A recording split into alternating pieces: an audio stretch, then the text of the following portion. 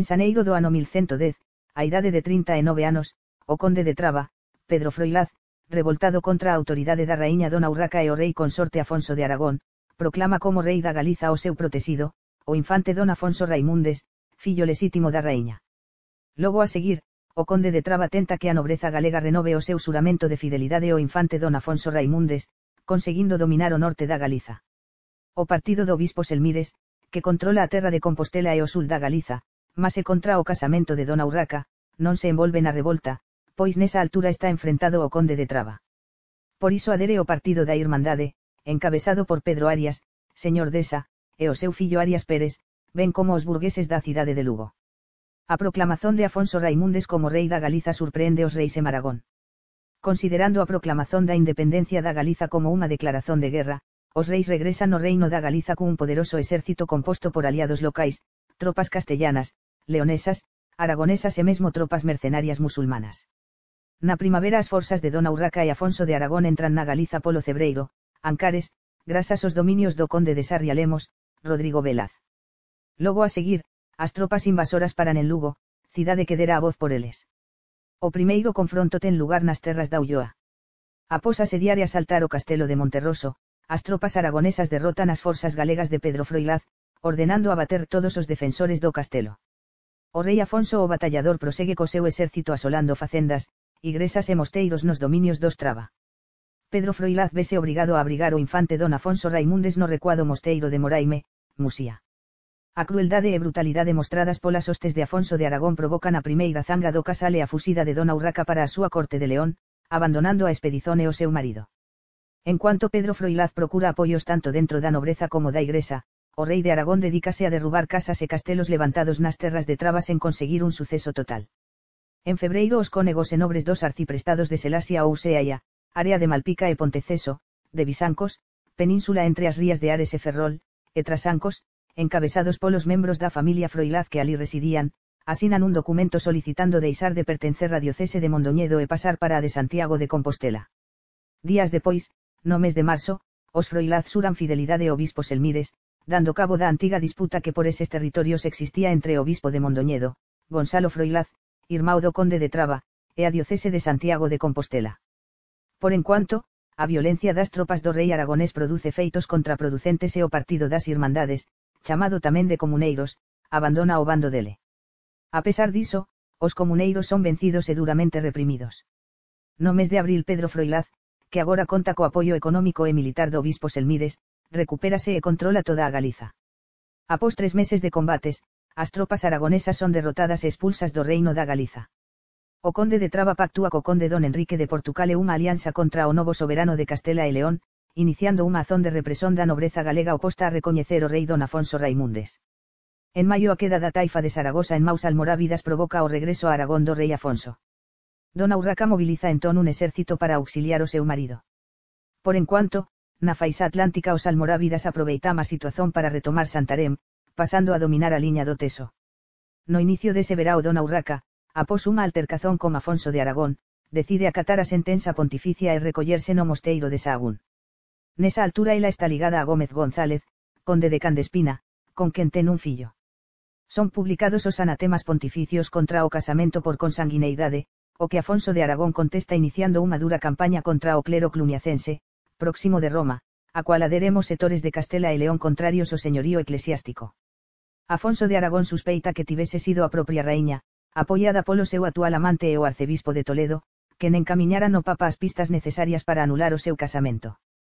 Nesa altura Pedro Froilaz recebe unha carta da raíña Dona Urraca quen, aterrorizada pola excomuñón lanzada sobre seu casamento polo arcebispo de Toledo, pédelle a inmediata coroación de Afonso Raimundes como rei da Galiza. Entón o bispo Selmires e o conde de Traba ruman para León acompañados do rei Afonso e as súas tropas. Porén, ao chegaren á corte non conseguen proclamar rei Afonso Raimundes, pois a raíña reconciliárase novamente co seu home e estaba en rota para Aragón. Aconsellado polo conde Don Enrique, un desenganado Pedro Froilaz toma conta do castelo de Santa María de Castrelo, Castrelo de Miño. A este lugar, próximo dos dominios do conde Don Enrique, elevado o menino rei sob o cuidado da súa muller, Morgontrodo Rodríguez, e dos seus fillos, deixando unha hoste de cabaleiros para amparar o castelo contra cualquier golpe de mau da Irmandade. No día de Santiago, a 25 de xullo de 1110, nasce en Guimarães Afonso Enríquez, fillo do conde don Enrique e de dona Teresa. Logo a seguir a educación da crianza e confiada ao fidalgo Egas Moniz, o Ayo, pertencente a casa de ricos homes dos Maia de Entre Douro e Miño. A pesar da reconciliación, en setembro de 1110, Afonso de Aragón manda prender a raíña Urraca no seu refuxio de Sahagún, pegando nela para a fortaleza de El Castellar, Teruel. Afonso de Aragón, cun exército formado por aragoneses, mercenarios navarros, normandos, franceses e mesmo musulmanos, toma as prazas fortes do reino de Castela e León, ben como Ourense no reino da Galiza. A dureza da represión e os abusos cometidos polas súas tropas incrementan os receos da raíña dona Urraca e un novo afastamento do matrimonio.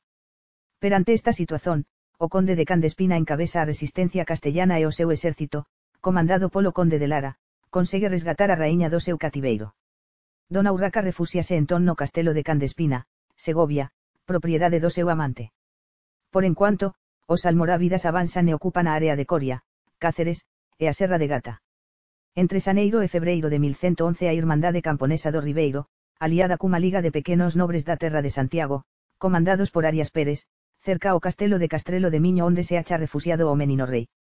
Superados polas forzas asaltantes, os sitiados, rendidos, exixen a intermediación de Diogos Elmires. O bispo acode, mas é feito prisioneiro polos comuneiros, que agora receian dele, apresando tamén o infante e a condesa de Traba. Logo a seguir, os reféns son levados dunha para outra das fortalezas de Arias Pérez na terra de Castela, comarca do Ribeiro, até chegar ao castelo de Pena Corneira, Leiro. Pedro Froilaz de Traba vese obrigado a negociar a libertación dos reféns e, ao cabo de 5 días, o bispo é libertado a troco de deixar como reféns os seus irmáos e entregar a Arias Pérez as torres do oeste de Catoira e o castelo da Lanzada en Sansens. Desde que libertado, o bispo Selmires acorda con Pedro Froilaz que, para salvar o menino rei e libertar os reféns, era preciso renunciar a todo tipo de represalia contra os revoltados. Durante o proceso o conde de Traba chega tamén a un acordo con dona Urraca polo cual a raíña comprometerse ía a consentir a coroación do seu fillo como rei da Galiza, xuntamente con ela, a troco de axuda militar dos nobres galegos contra Afonso de Aragón. Entretanto, ao seu regreso dun periplo pola França entre 1109 e 1110, tal vez para consultar co abade de Cluny as decisóns sucesorias tomadas no reino de Galiza, León e Castela, o conde don Enrique de Portugal e alíase o rei Afonso de Aragón a troco da entrega do controlo das cidades leonesas de Astorga e Zamora, ben como das terras de Oca. Así sendo, a 12 de abril a alianza entre Alfonso de Aragón e o conde don Enrique culmina na batalla de Candespina, no campo de Espino, perto de Sepúlveda. A coaligazón de tropas aragonesas e portucalenses derrota más tropas galegas, leonesas e castellanas de dona Urraca, sendo abatido o amante da raíña e principal apoyante, o conde de Candespina. Ele sería logo substituído en ambos os papéis por outro conde castellano, Pedro González de Lara, que escapulira antes da batalla e que acabaría asumindo a luta e a paternidade de 2 fillos de Urraca. A raíña e o conde de Lara refuxianse na fortaleza de Monzón de Campos, Palencia. A 18 de abril o rei de Aragón entra vitorioso en Toledo, o que coleriza o conde don Enrique, pois os condes portucalenses querían esa cidade castellana desde o pacto sucesorio.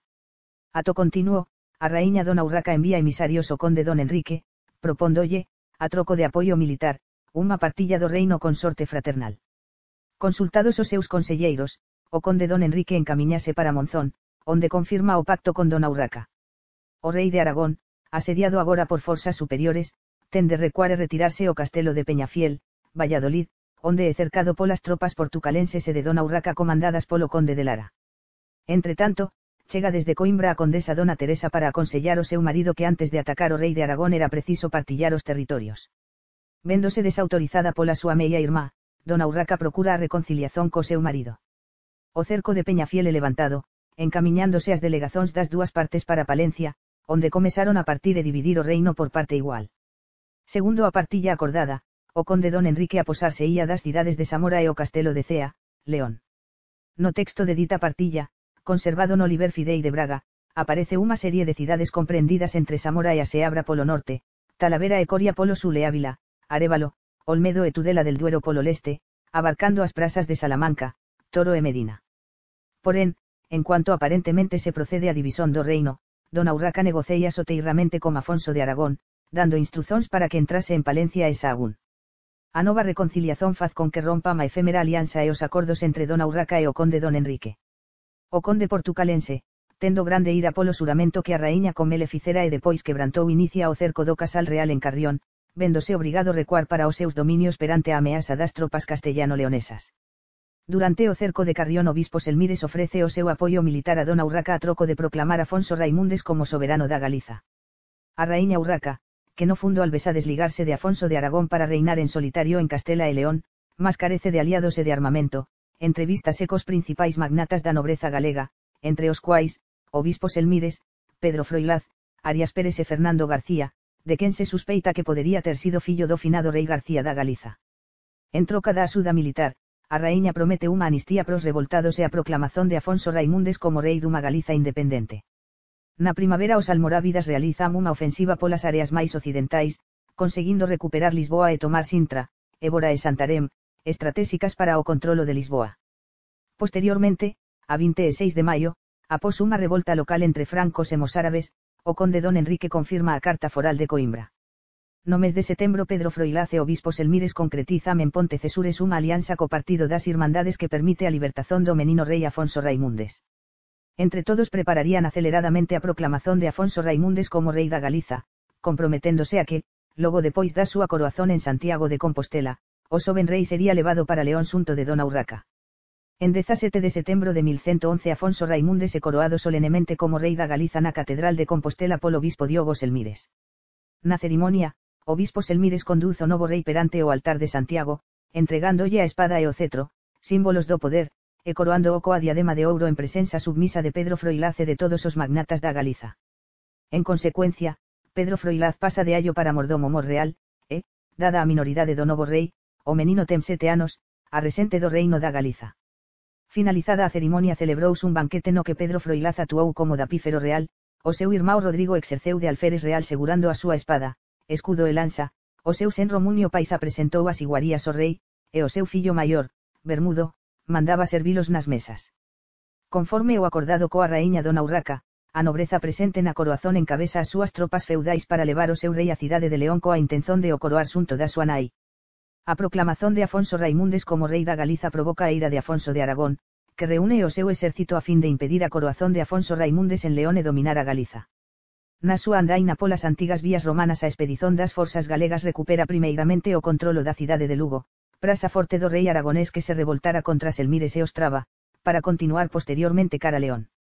Porén, no mes de outubro, a 20 kilómetros do seu destino, a marcha das forzas galegas é barrada polo exército aragonés. Superior en número e en organización militar, as tropas galegas son derrotadas na batalla de Viadangos ou Villadangos, perto de Astorga.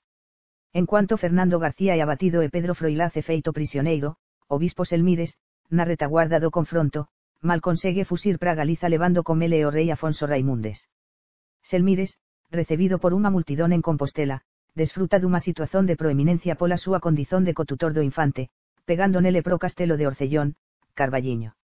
Nos inicios do ano 1112 a raíña dona Urraca, que perdera o controlo do reino de Castela e da maior parte de León, mal conservando as Asturias e unha parcela de León, ten de refuxiarse na Galiza. Porén, no reino galego debe compartillar o poder co partido de Pedro Froilaz, libertado após pagar un resgate, a quen beneficia con doazóns no Vale de Esa e no Salnés a custa do patrimonio real. Durante o seu exilo, a raíña convoca os partidos galegos para unha curia extraordinaria en Santiago de Compostela, trabando unha alianza coas forzas de Pedro Froilaz, obispo Selmires e co conde don Enrique a fin de angariar apoios, diñeiro e tropas para, nun contraataque, recuperar os territorios perdidos.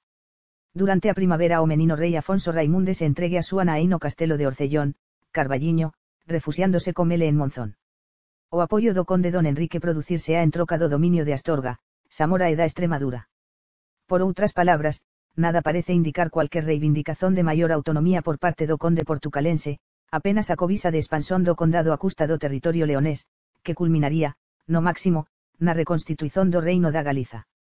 En abril, Gómez Núñez, señor da terra do Toroño, é nomeado mordomo mor do condado portucalense, o máis alto cargo curial, permanecendo nela até 1114.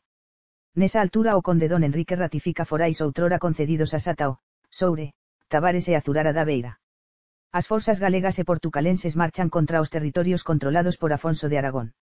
Avisado, o rei aragonés fracasa na súa tentativa de barrar o avanzo galego e Mastorga. Encerrado nun medio hostil, o rei de Aragón levanta o asedio da cidade asturcense e, con escasas forzas, retírase para Carrión de los Condes, Palencia, onde será asediado durante meses polas tropas galego-portucalenses.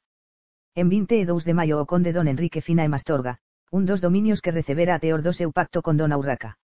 Dona Teresa, a condesa viúva aos 32 anos, deslócase para Astorga acompañada da súa meio irmá para sepultar os restos do seu marido nase de Braga.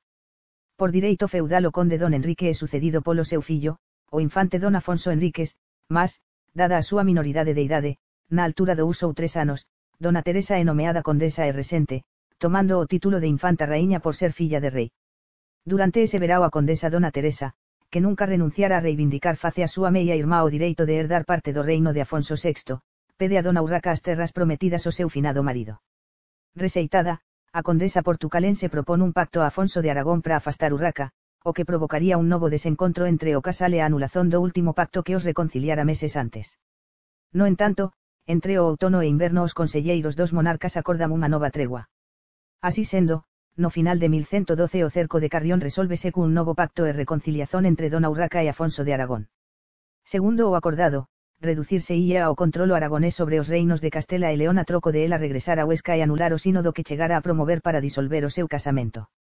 As tropas galego-portucalenses reache miradamente e proseguen o cerco de Carrión de los Condes, mas a presenza das tropas castellano-leonesas faz con que acaben regresando a Galiza. Nesa altura a condesa dona Teresa aproxímase do conde de Traba, chegando a proporlle como rei o seu fillo Afonso Enríquez. Na secuencia dese confronto, as tropas do obispo Selmires derrotan na ría de Vigo un destacamento cruzado encamiñado polo rei de Aragón. Tratábase dunha frota procedente das Illas Orcadas, na Escocia, que, en peregrinazón pra Terra Santa, conseguira asolar a ría de Vigo. Todavía, a frota galega do obispo Selmires, sediada na illa de Arousa en Alansada, consegue capturar os escoceses en San Paio de Luto, actual Ponte San Paio, Pontevedra, e recuperar o espolio roubado.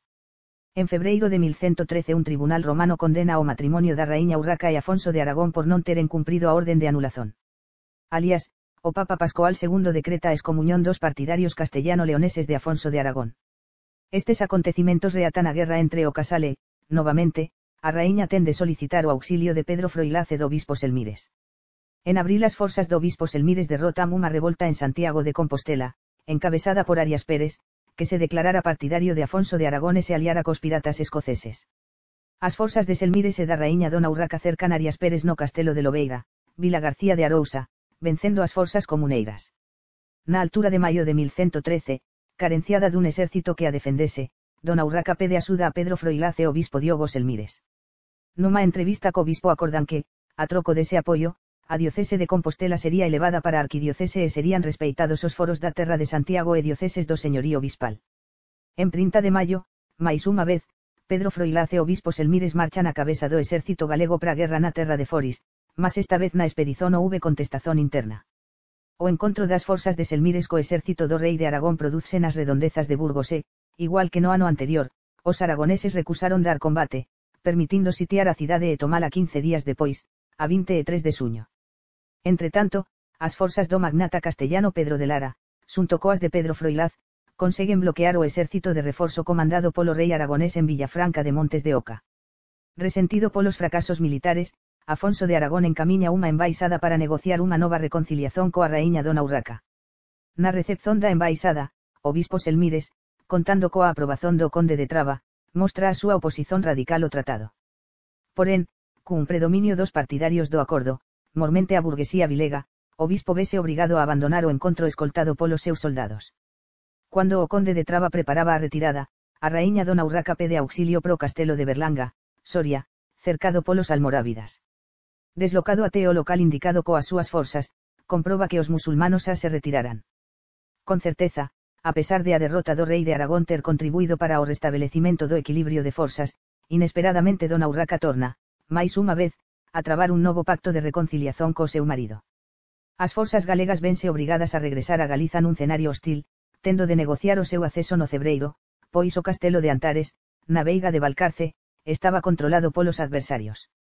A nova mudanza de dona Urraca, pronta a gobernar sen mofillo, impulsa a decisión do conde Pedro Froilaz de reforzar o seu partido co obispo Selmires. Este contexto explica as doazóns á Igresa Compostelana en novembro de 1113 por parte da Casa de Traba ou a entrega a orden de Clunido mosteiro familiar de Subia en 14 de decembro. En meados de 1114 esta alianza oficialízase coa asinatura dun documento, asinado por Pedro Froilaz, a muller dele, Morgontrodo, os seus dous fillos Bermudo e Fernán Pérez de Traba e outros membros da súa casa. O documento asinado proseta a entronización de Afonso Raimundes a marse da raíña Dona Urraca, separando a Galiza de León e Castela e apontando para a reunificación das dúas beiras do río Miño sob un mesmo soberano. Após 20 anos da partilla da Galiza existía unha razón fundamentada para a criación dun novo reino portugalego. De facto, unha das verbas do acordo abre a posibilidade de escoller como rei un outro candidato ou candidata, ou referir textualmente ou a cualquier outro señor o que de común acordo decidísemos receber como rei. Nesa calla, ese rei portugalego tal vez podía ser o infante don Afonso Enríquez, o fillo dos condes de Portugal e ou a mesma dona Teresa, a viúva do conde don Enrique, cusa estrategia política, a partir do pacto sucesorio de 1105, incluíu sempre a luta pola Galiza para formar o Estado na faixa occidental da península, que iría da costa norte galega até onde as conquistas a sul o permitisen.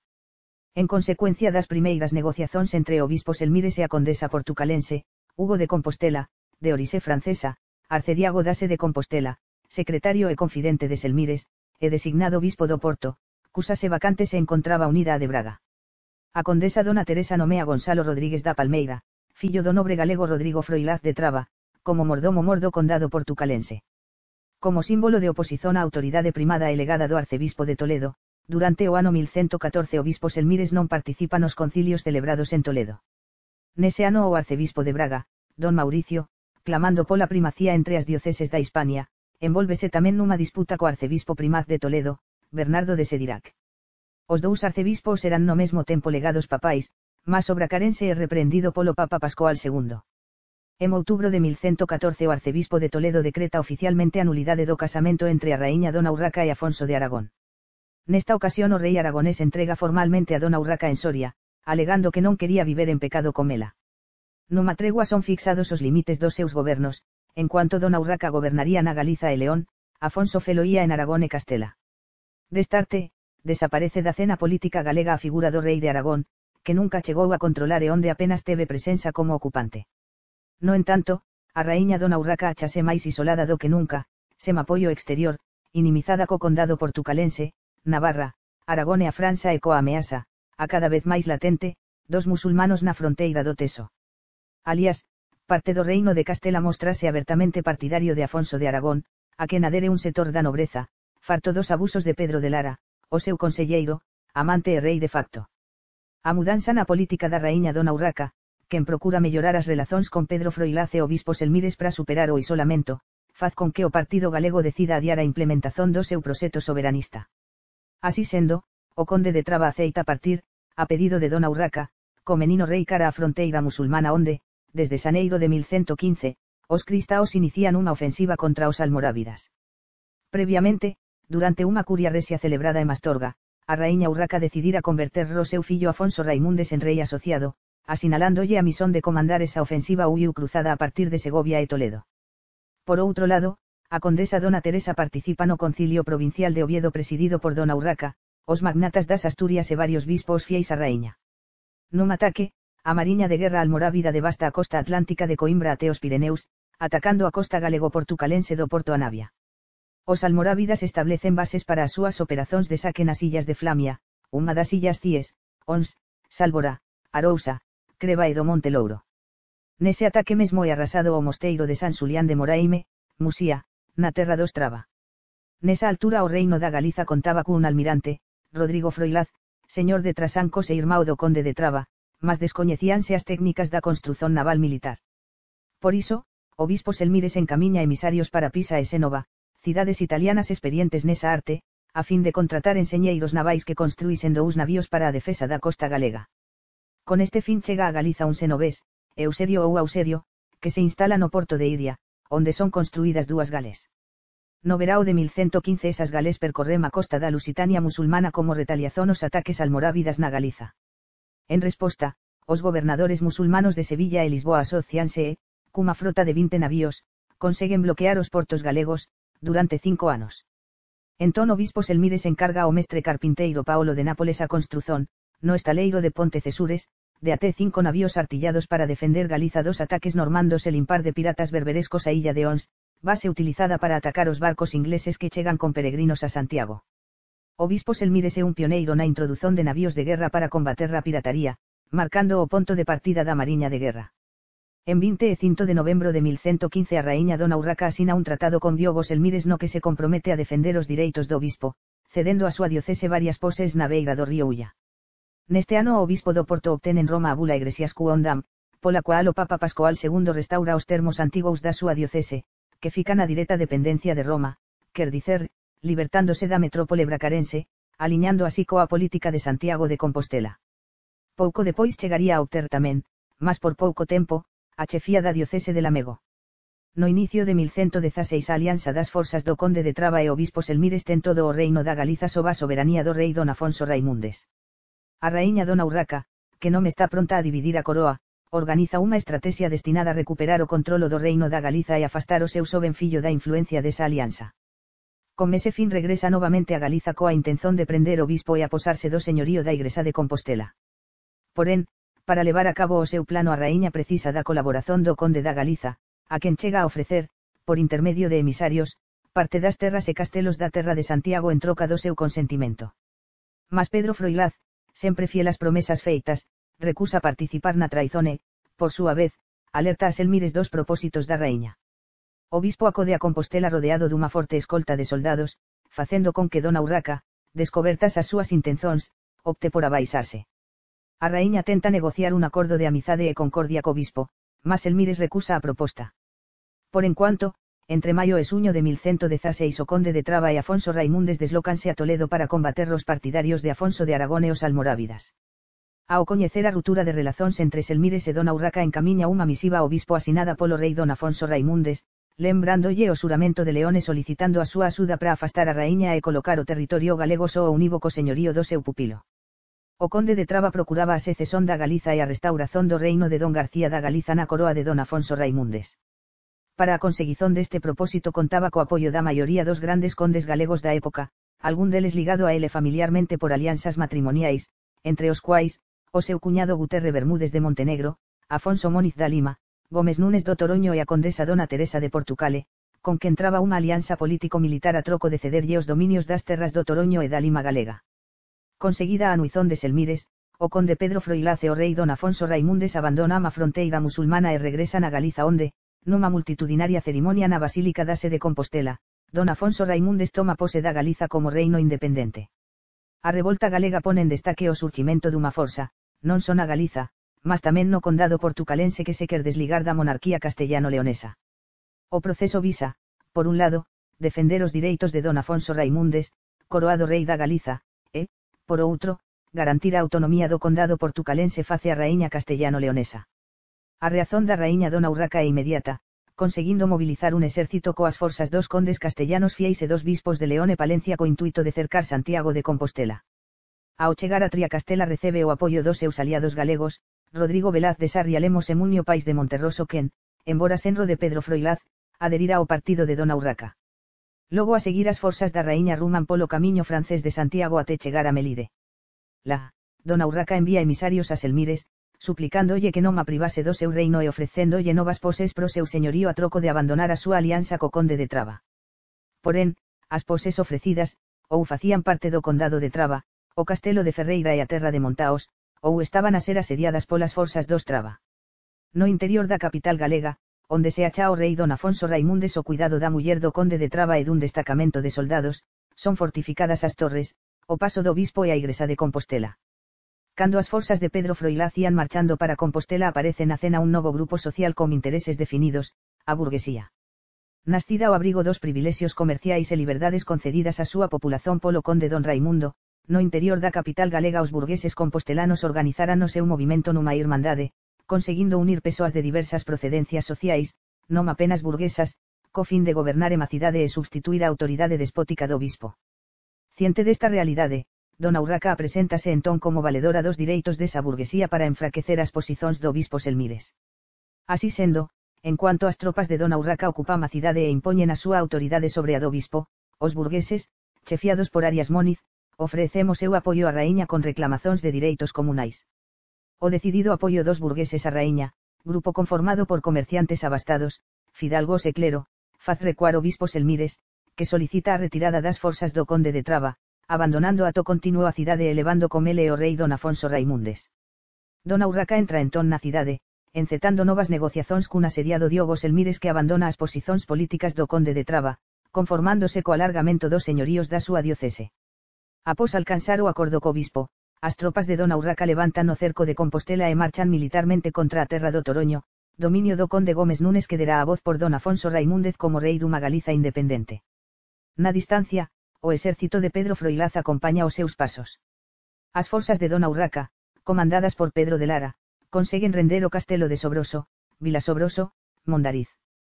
Porén, unha vez dentro da fortaleza, as forzas conxuntas do conde de Traba e da condesa Dona Teresa de Portucales sitían o castelo, encerrando a raíña dentro.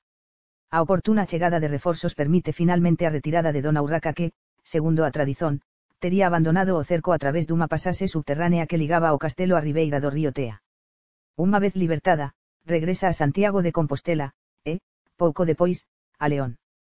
Por enquanto, as forzas do conde de Traba e da condesa Dona Teresa percorremos o reino da Galiza para submeter os núcleos opostos ao rei don Afonso Raimúndez. Fernán Pérez de Traba, fillo de Pedro Froilaz, comanda os ataques aos dominios galegos da raíña Urraca no castelo de Lobeira e no Salnés. A retirada da raíña Dona Urraca deixa ao bispo Selmires nunha posición moito ruín, pois non apenas encara a oposición dos burgueses compostelanos, mas tamén o exército de Pedro Froilaz, que non perdoa a rutura da súa alianza. Así sendo, os burgueses de Compostela conseguen, a través dun concilium, gobernar a capital galega, ignorando a autoridade do bispo que, a cada vez máis isolado, resiste no paso episcopal en a catedral, debendo acceder aos pedidos dos revoltados. Santiago de Compostela é submetida aos ataques de retaliación das forzas de Pedro Froilaz e dos seus fillos, Fernán e Bermudo, sendo derrotados polas da Irmandade en Ponte Maceira, Negreira. Como feito, a Irmandade compostelense era unha forza política contraria tanto ao poder do bispo Selmires cuanto dos señores feudais galegos. O bispo Selmires, que conseguirá fuxir de Compostela, chega á corte da raíña Dona Urraca para intermediar nun acordo que dese cabo do conflito e evitase a perca do reino de España e da Galiza, segundo referemos cronistas. En León é recibido con ledice pola raíña, necesitada do apoio galego no seu cíclico conflito co rei de Aragón polo dominio de territorios en Castela.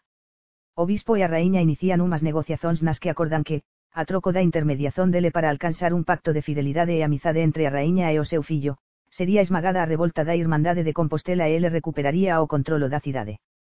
Produce entón unha troca de emisarios. En cuanto Pedro Froilaz encamiña ao seu fillo Fernán e o seu senro Guterre Bermúdez, Dona Urraca ao seu amante, o conde Pedro González de Lara. Finalmente chégase a un pacto de alianza e boas relazóns, asinado nas marxes do río Tambre, dai que se xa ha coñecido como Pacto do Tambre, polo que se establece unha partilla do poder na que o rei Afonso Raimúndez recebe o goberno da Galiza e Toledo e Dona Urraca o do resto dos territorios. O acordo tería unha validade por un período de 3 anos e como ele prevese dar cabo da conflitividade existente. En consecuencia, no mes de outubro de 1116 a Curia Resia, reunida en Sahagún, acorda que o rei don Afonso Raimúndez sexa o soberano directo na Galiza e nas terras alén do Douro, incluído o reino de Toledo. A 27 de novembro o rei Afonso Raimúndez asina o primeiro diplomas en mencionar o Usema compañía da súa nai, o que doravante irá acontecer. Embora a raíña esperase, con este movimento, polo menos temporariamente, afastar o seu fillo da órbita da Casa de Traba, na realidade o conde Pedro Froilaz irá aparecer acompañando o rei da Galiza na maioría de documentos oficiais. En decembro de 1116 Dona Urraca asina o acordo con Afonso de Aragón no que, a troco de renunciar os seus direitos na taifa de Saragosa, o rei de Aragón retírase do palco castellano. En 23 de marzo de 1117 don Mauricio, arcebispo de Braga desde 1109 e aliado ao emperador da Alemaña, preside o ato de coroazón solene de Enrique V como emperador do Sacro Imperio Romano. En face disto, a distancia, o Papa Pascual II excomunga a Enrique e remove Mauricio dos cargos que ocupaba, incluindo o arcebispado bracarense. En maio de 1117 a raíña Dona Urraca regresa a Galiza para ratificar o acordo do Tambre e, conforme comprometido, restaurar no señorío da cidade de Santiago de Compostela ao bispo Selmires. Para acalmar a situación que se vivía na cidade desde o ano anterior, o bispo recebe da raíña unha reliquia de Santiago, de moito poder mediático na altura. A reliquia fora roubada dunha igrexa de Xerusalén polo arcebispo de Braga, don Mauricio, en retaliación polo pío latrocinio protagonizado polo bispo Selmires en 1102. Da reliquia asegurábase que era o cráneo do apóstolo Santiago o Maior, contribuindo para por en causa a autenticidade da reliquia conservada e, comela, o prestixio do santuario de Santiago. Por intercesión real a alegada cabeza apostólica terminaría nas maus da raíña Dona Urraca. En compensación pola perca da cabeza do apóstolo, Braga recebera a reliquia do santo e mártir persa Santiago o interciso. Como a aceitazón da pertensa daquela reliquia a Santiago o maior acarretaba por encausa a integridade do corpo do apóstolo depositado en Compostela, as autoridades eclesiásticas compostelanas acabarán atribuindo a Santiago o menor ou Santiago Alfeo, tal e como é coñecida na actualidade. No mes de suño o obispo Selmires regresa triunfalmente a Compostela acompañado pola raíña Dona Urraca, Afonso Raimundes e da dita reliquia. Porén, durante a entrevista no paso episcopal, o comprobaren que eran privados do reguengo, produce unha furibunda reazón dos populares comandados pola Irmandade. Os burgueses, sentíndose atraizoados pola raíña, levántanse violentamente e conseguen derrotar o seu exército, provocando logo a seguir o incendio da catedral, que estaba en obras. O bispo Selmires ten de fusir disfarsado polos tellados das sitiadas e, sendo atacada a propia raíña. De facto, Dona Urraca esteve prestes a morer, depois de ser apedresada no rosto, cair do cabalo, ser espancada e despida na lama, conseguindo finalmente escapar logo de aparentar ceder os pedidos dos burgueses. O tumulto provoca varias mortes, entre as quais a dun irmão e o mordomo do bispo. Perante a revolta popular da capital galega, os exércitos do conde de Traba, unidos os de Selmires, Dona Urraca e os do resto dos grandes nobres galegos acoden en defesa da orden feudal. Postados nas abas do Monte Pedroso colocan sob asedio a cidade até conseguir a rendizón dos revoltados. Os burgueses compostelanos, arrependidos, peden clemencia, mas son punidos con dureza e a revolta é sufocada. A cidade recebe unha indemnización e o goberno do bispo é restaurado após un ano de ser privado do seu señorío. Paralelamente, no mes de maio de 1117, os almorávidas lanzan un ataque a partir da liña do Teso sobre a rexión a sul de Coimbra. Na súa ofensiva, comandados por Poralía e Ibn Yusuf, contan cun poderoso exército recrutado polos emires de Sevilla e Badajoz. Logo de atravesar Santarém, penetran en territorio do condado portucalense, conquistando e destruindo os castelos de Miranda do Corvo e Montemoro Vello, Santa Olaia, e provocando o abandono do castelo de Soure, na liña defensiva do Mondego. Coimbra era unha cidade fundamental no eixo do avanzo cristao na faixa occidental e a súa queda sería fatal pro futuro do condado portucalense. Ciente da gravidade da situación, a condesa Dona Teresa lidera persoalmente a defesa da cidade e consegue resistir coa axuda militar de Fernán Pérez de Traba. A expedición musulmana é trabada ás portas da cidade após un cerco de 20 días. A final os mouros retíranse derrotados. A vitoria galego-portucalense é de enorme importancia e a noticia alastra rapidamente no reino de Castela e León e alén Pireneus. En 18 de suño de 1117 o Papa Pascoal II emite a bula Fratrum Nostrum como recoñecimento da vitoria da condesa Dona Teresa en Coimbra, ofrecéndolle o título de Raíña de Portugal, Tarasia, Resina Portucalensis. A bula é de extrema importancia, pois proba, sen cualquier sombra de dúbidas, que a primeira monarca recoñecida por Roma é Dona Teresa e, ao mesmo tempo, eleva o estatuto do condado para reino, Regnus Portucalensis ou Regnus Portucaliae, igualándose Dona Teresa a súa meia irmana titulatura en as pretensóns resias. En cuanto Dona Teresa gaña o respeito de todo o condado portucalense, responde cunha hiperactividade que revela a súa estrategia, adopción do título de raíña, ligazón a importante liñaxe galega dos Trabas e captazón das liñaxens de Toroño e de Lima, a sul do reino galego, reivindicando, por tanto, na secuencia do conde Don Enrique, o alargamento do condado en direzón ao territorio galego e a reconstruzón do reino da Galiza sob a súa lideranza. A aproximación da liñaxe galega dos Traba acarreta a tentativa de restauración do reino da Galiza logo depois de o territorio galego ficar libertado, co pacto do Tambre, das disposicións do testamento de Afonso VI que oligaban o infante Afonso Raimundes e de este verse validado na calla para suceder a Urraca na coroa de León e Castela. No fundo, Dona Teresa corporiza o espírito do pacto sucesorio, mas chamando agora así o título real como Raíña da Galiza. Nos finais do ano 1117 Pedro Froilaz, acompañado do seu exército, leva novamente o rei Afonso Raimundes para a cidade de Toledo, aínda en pose do rei Afonso de Aragón. Após un cerco, a 16 de novembro Afonso Raimundes é proclamado rei nunha solene cerimonia en cumprimento do pacto do Tambre. O rei Afonso Raimundes, que ten 12 anos de idade, contará co apoio do conde Pedro Ansúrez e do arcebispo de Toledo e legado pontificio, Bernardo de Sedirac. Nunha carta encamiñada ao bispo Selmires, a raíña Dona Urraca e o seu fillo peden que o bispo respeite a autoridade do primado de Toledo. En 1117 Vila Maior, actual Mondoñedo, tórnase en sede diocese ao se deslocar o bispo que até entón residía en San Martiño de Mondoñedo, Foz, da que tomará o nome a pesar da distancia, máis de 20 kilómetros. Finalmente, un concilio reunido en Burgos no ano 1117 decreta a condenación definitiva ao extinto matrimonio entre Dona Urraca e Alfonso de Aragón.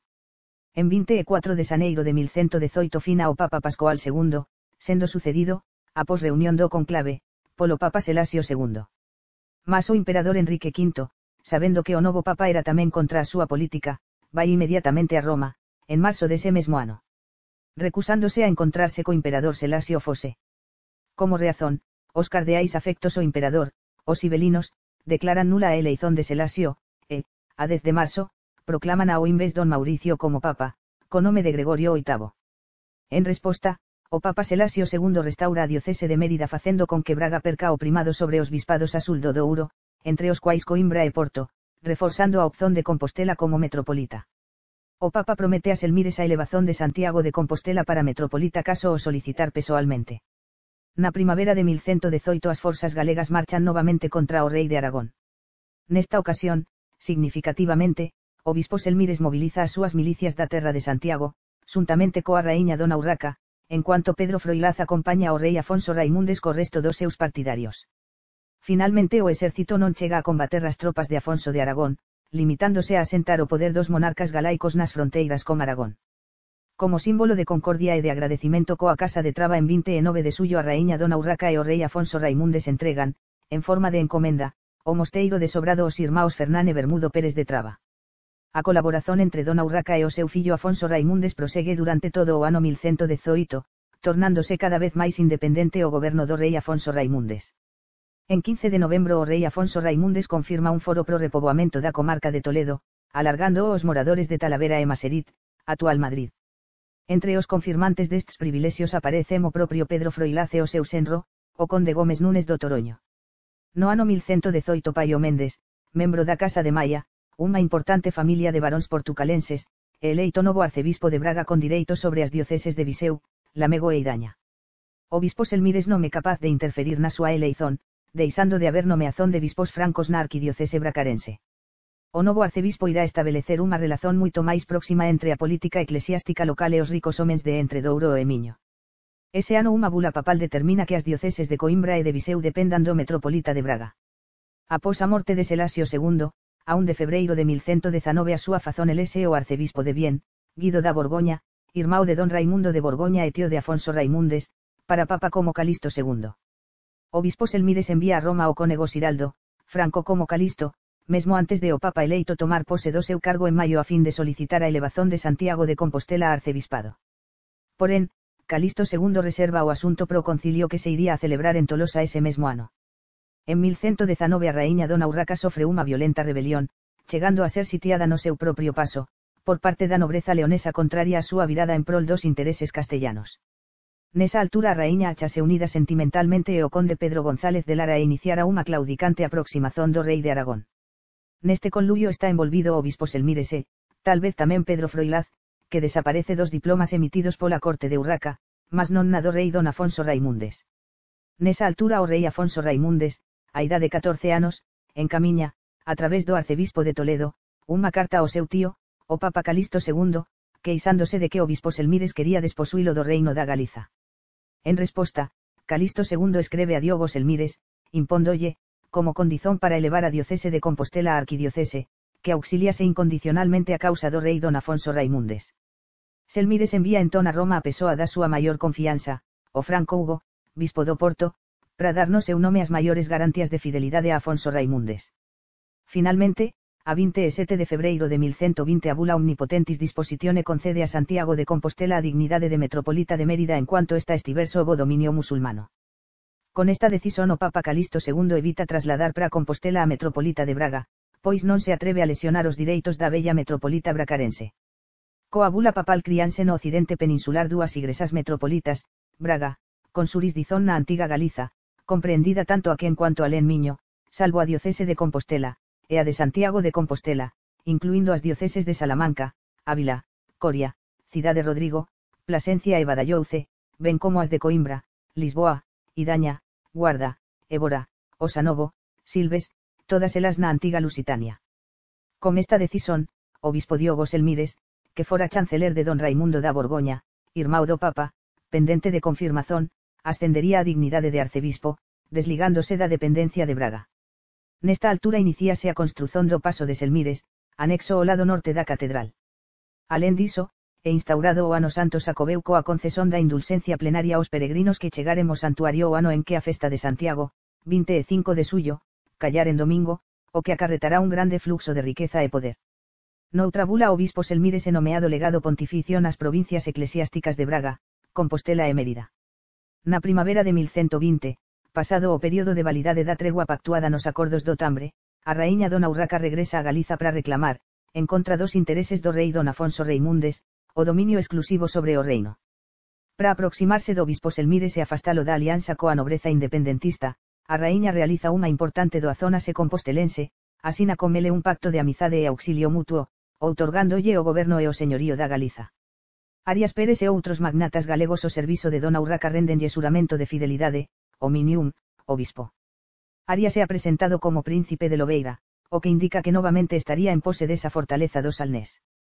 En consecuencia, o bispo abandona o partido galego de Pedro Froilaz e adere a ofensiva militar lanzada pola raíña contra os castelos da Casa de Traba na área da Terra de Santiago, asindo contra os aliados dos Traba e prendendo a Munio Pérez de Monterroso, cuso condado é concedido a Arias Pérez. Por outro lado, como resposta á alianza da raíña Urraca e Selmires, no condado portucalense, a 18 de abril de 1120, a raíña Dona Teresa concede carta de couto a Sedo Porto, obispo Hugo de Compostela. A partir deste ano o fillo dela, o infante Don Afonso Enríquez, con 10 anos de idade, terá pasado a viver na corte portucalense e a ocupar nela unha posición de destaque, pois algunhas veces é mencionado como outorgante de documentos xuntamente coa súa nai ou confirma diplomas nunha posición superior a outros conselleiros, como o conde Fernán Pérez de Traba ou Gómez Núñez do Toroño. Con certeza, neste ano 1120 terá comezado a relación entre a condesa raíña Dona Teresa, con 40 anos de idade, con Fernán Pérez de Traba, 10 anos máis novo. O relacionamento só pode reforzar ese proxecto dunha Galiza independente do Ortegalo Mondego. Interesa a ambas partes, a Teresa, para conseguir a axuda da casa máis poderosa da Galiza e trabar as pretensóns do bispo Selmires sobre os territorios da provincia eclesiástica bracarense, os Traba, para ascenderen a dignidade de consorte dunha raíña. Durante o ano 1120 a Mariña de Guerra de Selmires inicia varias campañas para expulsar das costas galegas os piratas normandos e almorávidas que, desde 1115, bloqueían os portos galegos. No inverno dese ano un ataque realizado na ría de Vigo consegue expulsar a frota almorávida postada nas illas de Ons, Sálvora e Flamia, unha das illas Cíes, e aposarse dos navíos inimigos, que pasan a engrosar a escuadra da Mariña galega. En xaneiro de 1121 Fernán Pérez de Traba, conselleiro e amante da condesa raíña Dona Teresa, aparece en Coimbra desempeñando como tenente, dominante, nos principais distritos do condado, Porto e Coimbra, e doutras terras fronteirisas. En 9 de xaneiro o obispo Selmires, na súa función de legado papal nos distritos das arquidioceses de Santiago e Braga, convoca en Compostela un concilio de todos os bispos deses distritos. Porén, o conclave celébrase coa ausencia do arcebispo de Braga e dos bispos de Lugo, Mondoñedo e Coimbra, dependentes dele. Previamente, o arcebispo de Braga, Paio Méndez, excusara a súa asistencia perante o Papa, tendo sido declarado isento. O arcebispo de Toledo, Bernaldo Sedirac, tamén escrevera ao Papa alegando que, como legado e titular da diocese primaz das Españas, estaba isento da convocatoria de Compostela. Porén, Roma corta a briga en favor de Selmires. Alicersada a alianza con Selmires, a raíña Dona Urraca promove unha ofensiva para submeter o condado portucalense e recuperar os condados galegos do Toroño e da Lima, en maus desde 1116 da súa meia irmá, a condesa raíña Dona Teresa. Desafiando a raíña, Dona Teresa, aliada de Pedro Froilaz, proclámase raíña de Portugal e en Salvaterra do Miño. No mes de xuño de 1121 os exércitos de Dona Urraca, acompañada pola primeira vez polo seu fillo, o rei Afonso Raimundes, con 16 anos, e do bispo Selmires, invaden militarmente a terra portucalense. A teor da súa superioridade militar, as forzas de Selmires recuperan o condado do Toroño e atravesan o río Miño, facendo con que as forzas portucalenses recúen até a liña do Douro. A condesa Dona Teresa ten de retirarse no castelo de Lañoso, Póvoa de Lañoso. Cuando parece que a condesa, cercada no castelo de Lañoso, está prestes a se render, o que acarretaría a submisón do condado portucalense á autoridade da raíña de Castela e León e a perca do aliado portucalense do partido dos Traba, o bispo Selmires retírase do cerco coas súas tropas, deixando Dona Urraca en situación de inferioridade militar face a súa irmá. Entón os nobres galegos impoñen que a raíña Dona Urraca acorde as paces coa condesa raíña Dona Teresa. Por intermedio dos arcebispos de Compostela e Braga, é asinado o acordo de Lañoso entre Dona Urraca e Dona Teresa. Segundo o acordado, en troca de recoñecer a vasalase e submisón prestada á raíña Dona Urraca, a condesa raíña Dona Teresa é libertada e non apenas recupera os condados do Toroño e da Lima, mas recebe o dominio de territorios de Zamora, Toro, Salamanca e Ávila, coas rendas e direitos señoriais destas poboazóns, alendo outros nas de Valladolid e Toledo. Paradoxalmente, a condesa portucalense sai dunha derrota militar con máis forza do que tería se tivese gañado. Tal vez na guinada do bispo Selmires teña influído o ofrecimento, realizado por dona Teresa, de respeitar as súas propiedades na arquidiocese de Braga e que o arcebispo bracarense recoñecería a súa autoridade legada. De facto, Selmires apósase dos seus dominios na diocese de Braga, nomeando o seu arcebispo, Paio Méndez, como cónego de honra de Santiago de Compostela. En cuanto o obispo Selmires se encamiñaba para regresar a Santiago de Compostela, fica a pedido de dona Urraca. A raíña, humillada da expedición contra a condesa dona Teresa, entra no reino da Galiza a partir do condado da Lima, atravesando a terra de Celanova. Ao chegar a Santa María de Castrelo, Castrelo de Miño, as forzas dela, coa cumplicidade de Airas Pérez e contrariando os acordos de lealdade, prenden o bispo Selmires e o pessoal do seu séquito. Ato continuo e confiscado o señorío eclesiástico do bispo na terra de Santiago e anúnciase o inicio dun inquérito real sobre o exercicio do poder por parte de Selmires. Esta traizón provoca unha revolta generalizada entre os vasalos do bispo e da populación en xeral, pois Diogo Selmires conta na altura con moita popularidade por ter libertado as costas galegas da ameaza almorávida. O rei don Afonso Raimundes e mesmo o Papa Calixto II reclaman a libertación inmediata do bispo, o que obriga a raíña Apolo en liberdade ao cabo de 8 días de cativeiro. Porén, as terras e as fortalezas máis importantes do bispo fican en maus das forzas de dona Urraca. Advertidos da ruptura do pacto do Tambre, tal vez polo propio Pedro Froilaz, os poderosos familiares do rei Afonso Raimundes comezan a mostrar a súa inquietazón polos seus direitos dinásticos. Neste sentido, consérvanse cartas do abade Poncio de Cluny, da condesa Clemensa de Flandres, tía do rei galego, do duque de Aquitania Guillerme de Poitiers ou mesmo do Papa Calixto II. Estas misivas diplomáticas, algunhas incluídas na historia compostelana, mostran a preocupación polo futuro do rei e instan o bispo Selmires para retomar a alianza co conde de Traba. En 25 de agosto de 1121, durante o concilio de Sahagún, León, convocado polo cardeal elegado papal Bosón e celebrado coa ausencia do bispo de Compostela, chégase a formular un interdito sobre o reino castellano-leonés para forzar a abdicación da raíña Urraca no rei Afonso Raimundes. Após participar no concilio Paio Méndez, arcebispo de Braga, non regresa a Braga, optando por visitar Roma para conseguir do Papa os direitos sobre as dioceses de Lamego, Viseu e Idaña e, ao regreso, recollerse en Zamora, o que denuncia a existencia de atritos graves entre ele e a condesa raíña dona Teresa. Nesta altura o bispo Selmires retoma a alianza co conde de Traba para recuperar as poses confiscadas pola raíña e reclamar o cumprimento dos xuramentos recebidos no ano anterior.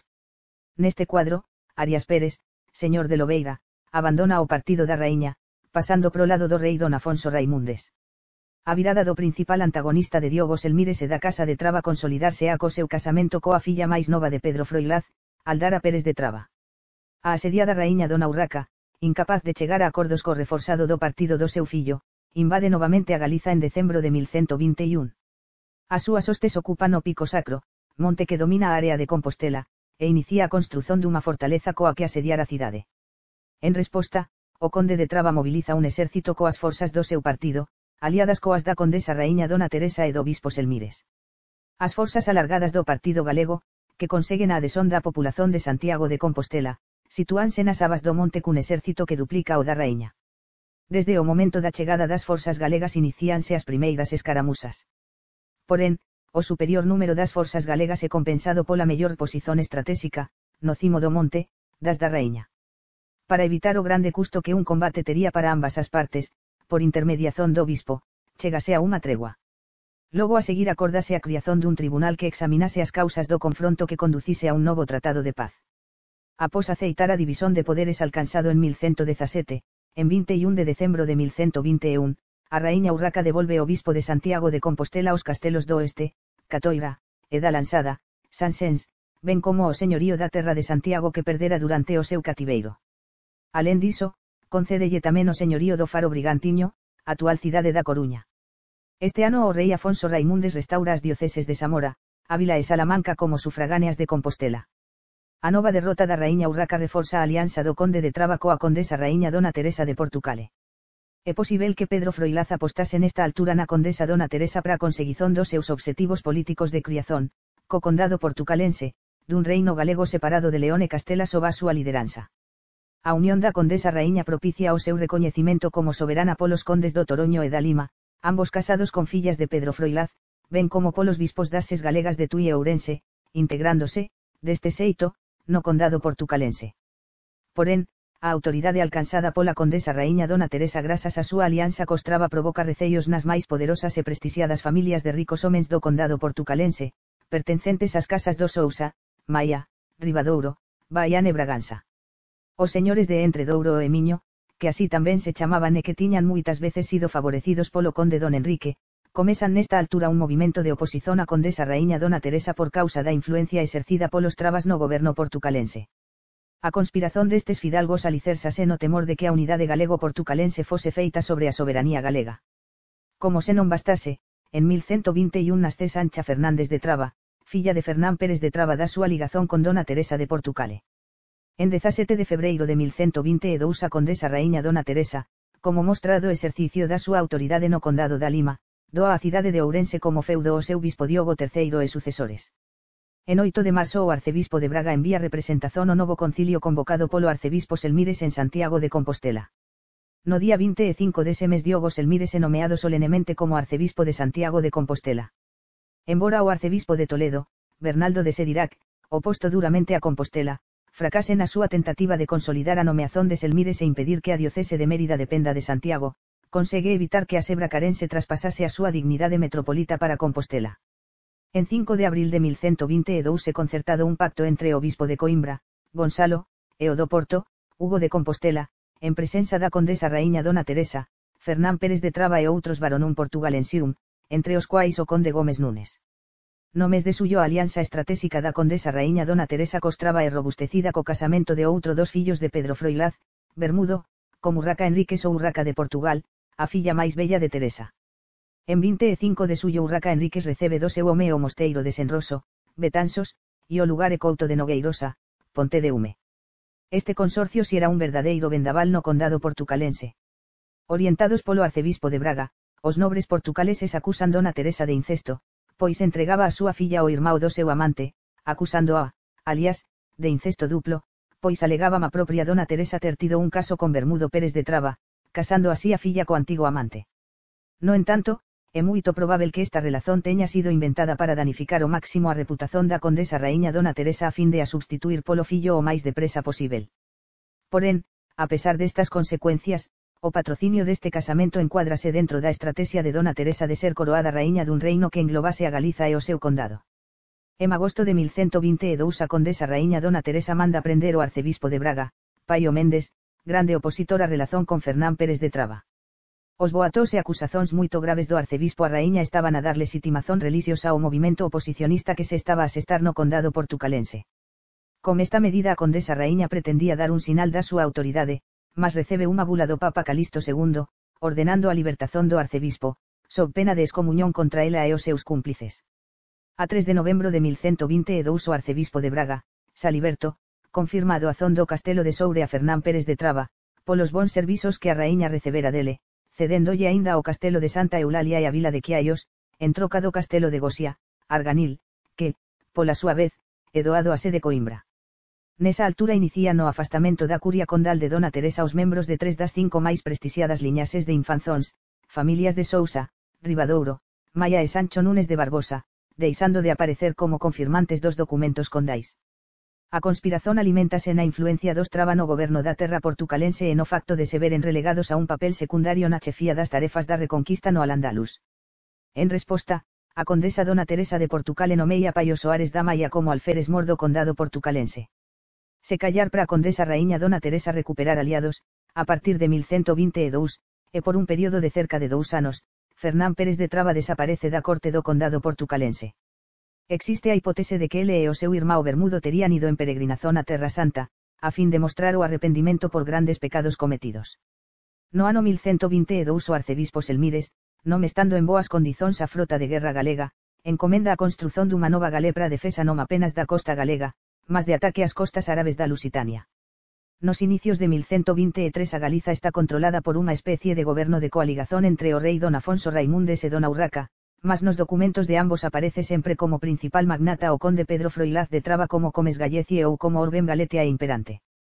Esta posición de supremacía continúa resultando incómoda para a raíña Urraca, que na primavera de 1123 regresa novamente a Galiza, pronta a neutralizar a Casa de Traba e combater a expansón da condesa raíña Dona Teresa no Vale do Miño. Así sendo, a 27 de marzo a raíña asina un novo pacto de amizade co arcebispo Selmires, a quen promete solenemente a fidelidade, asegurando a defesa da súa vida, das súas igresas e do señorío compostelano. Logo a seguir renova o seu pacto de amizade co seu fillo, o rei don Afonso Raimundes, que xa ten 18 anos de idade e comeza a actuar con independencia do seu allo, o conde de Traba. Asegurados estes apoios, a raíña Urraca, acompañada polo seu amante ou marido, o conde de Lara, inicia unha guerra aberta contra os Traba e o seu partido e, con enganos, consegue prender a Pedro Froilaz xunto coa súa muller e algúns dos seus fillos. A detención do conde da Galiza, contrariando a vontade do rei Afonso Raimundes, desata unha revolta por toda a xeografía galega. En resposta, Arias Pérez álzase do seu castelo de Lobeira, Vila García, marchando contra ele e o exército de Urraca. Após un infrutífero asedio, a raíña ordena erguer diante outro castelo co que manter o sitio, retirándose finalmente do Salnés. A raíña tamén fracasa na súa tentativa de neutralizar as forzas da condesa raíña Dona Teresa na terra do Toroño. A pesar do exilo autoimposto, Fernán Pérez de Traba aparece asinando con Dona Teresa un documento como se estivese casado con ela ou, no mínimo, contase coa mesma autoridade do que ela nas terras portucalenses. A condesa raíña Dona Teresa concede o foral o Porto e Viseu, que con frecuencia é a súa morada. Durante unha cerimonia, o bispo daquela cidade tería mostrado públicamente a súa reprobazón á ligazón entre Dona Teresa e Fernán Pérez de Traba, dándolle a entender a condesa que debía santificala co casamento. Existen indicios de que ela tería tentado casar co seu amante e conselleiro, anulando o casamento deste. A mesmo quen considere que eles realmente casaron secretamente, nunha cerimonia en que o nobre galego tería repudiado a súa primeira esposa. A luz das leis medievais, tal atitude podía ser motivo suficiente para a Igrexa anular o consorcio. Ora, todo isto, aliado coa revolta na Galiza deste ano e a anarquía a alastrar nos dominios da raíña Dona Urraca, reforzaría o movimento de oposición, o veremos señores de Entredouro e Miño o perigo que corría o condado portucalense caso manterse a ligazón a casa de Traba. Estes ricos homens comeza a masuntarse por volta do infante Don Afonso Enríquez, na altura con 13 ou 14 anos, fiando nele a grande esperanza de rutura das ligazóns con León e Castela e dunha independencia que non mos levase a cair sob a soberanía da Galiza. Estes desencontros entre a nobreza galega e portucalense non son alleios ás rivalidades relixiosas entre as arquidioceses de Braga e Santiago de Compostela.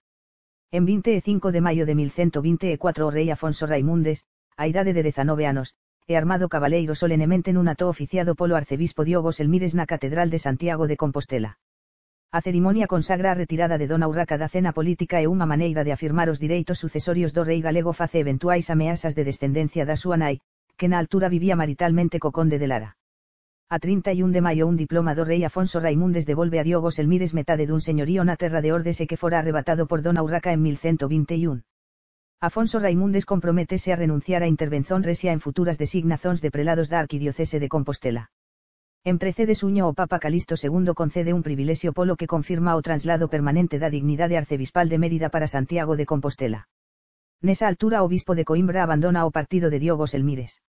En meados de 1124 son libertados os condes de Traba en consecuencia da revolta desatada polo seu cativeiro e do apoio recibido do rei Don Afonso Raimundes.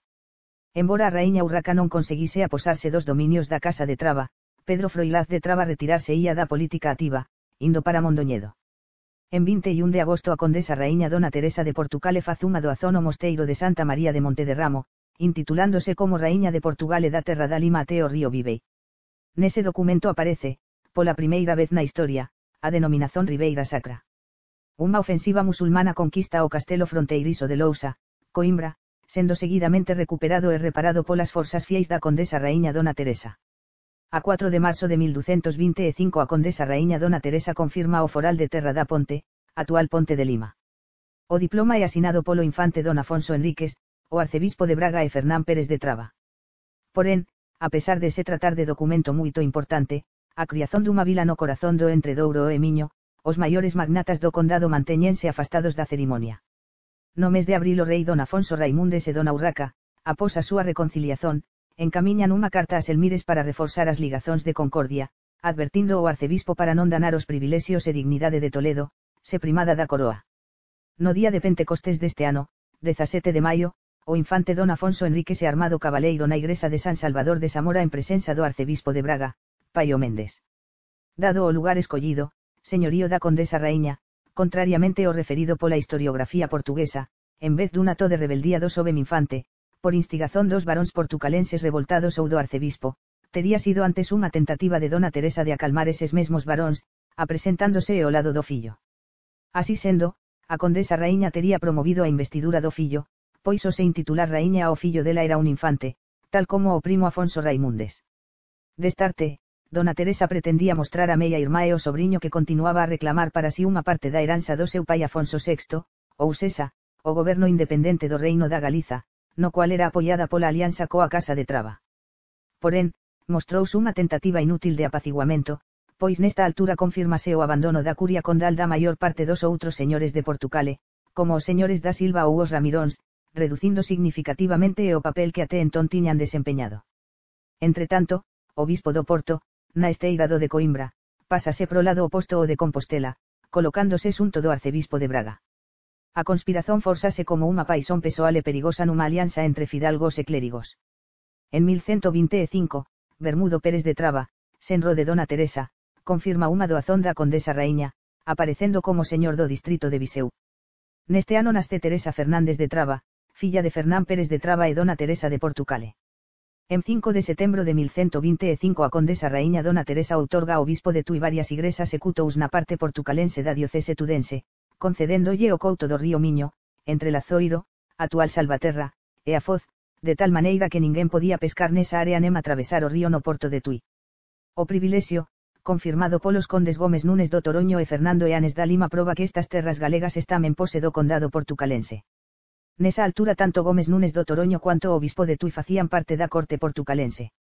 Guterre Fernández de Castro, da liñase castellana dos Castro, e nomeado mordomo mor do rei don Afonso Raimundes. En 8 de marzo de 1126 a raíña dona Urraca fina no castelo de Saldaña, Palencia. Ato continuo, o seu fillo Afonso Raimundes é proclamado rei da Galiza pola nobreza galega no castelo de Sobroso, Vila Sobroso, Mondariz.